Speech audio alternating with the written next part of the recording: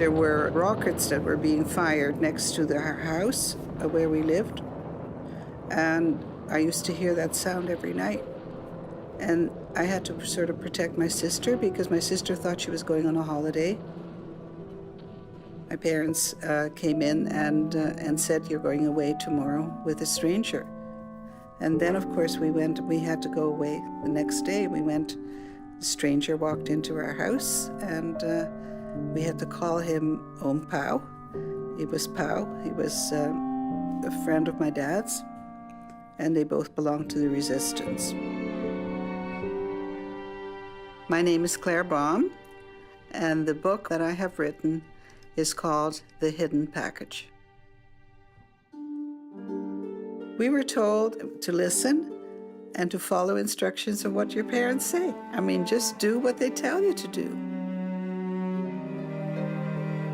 You don't argue with them and say why. We didn't argue why. We realized that it probably was the best for us to do that.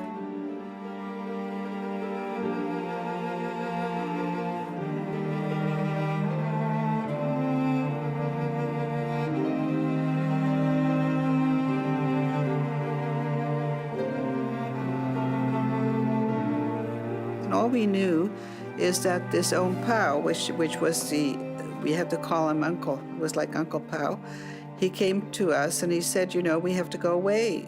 He didn't know where he was going to take us. I mean, we found out later that's how we arrived at Tontanel, because that was his sister. Nell, she did what she had to do. She was faced with many things. We were two little children. We were growing. She had to find clothing for us. She would have to get food for us. Many, many times she would travel on her bike to go to the farmers to trade our old clothes for food. I mean, there must have been love there at one point in time. I mean, she got to love us very much so. But she was not a demonstrative person.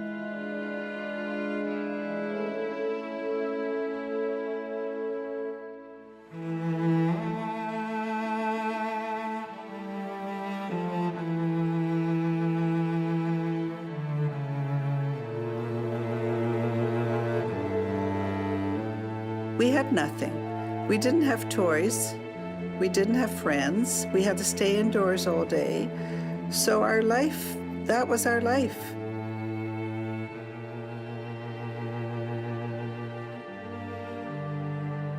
For 3 years, we lived a life of pretense and a constant lie. We realized our lives were in danger and knew we had to lie in order to protect each other, to survive.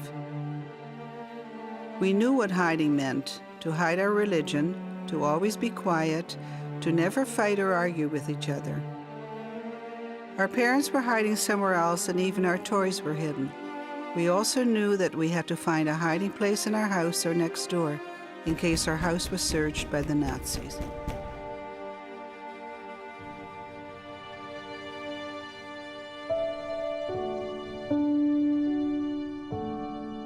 The liberation, definitely, I remember.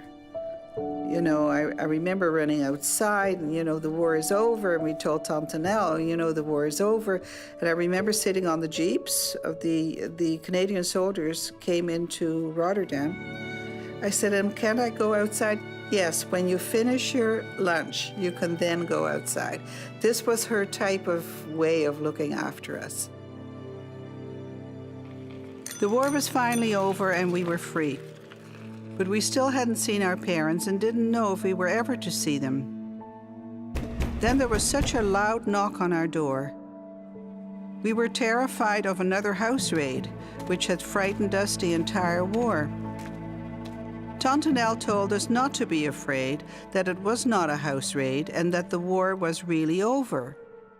This was the knock that would unite us forever.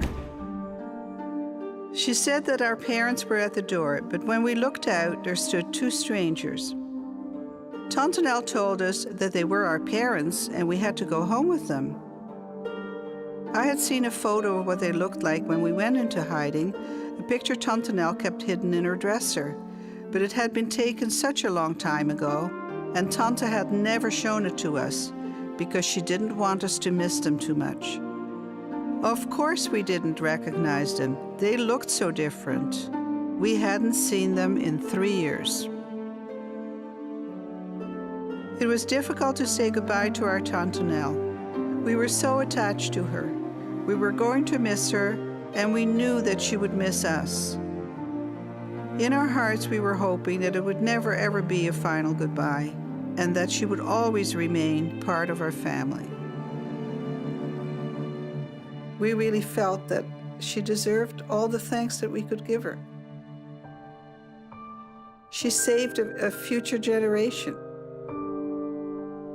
She didn't just save my sister and I, she saved an entire generation.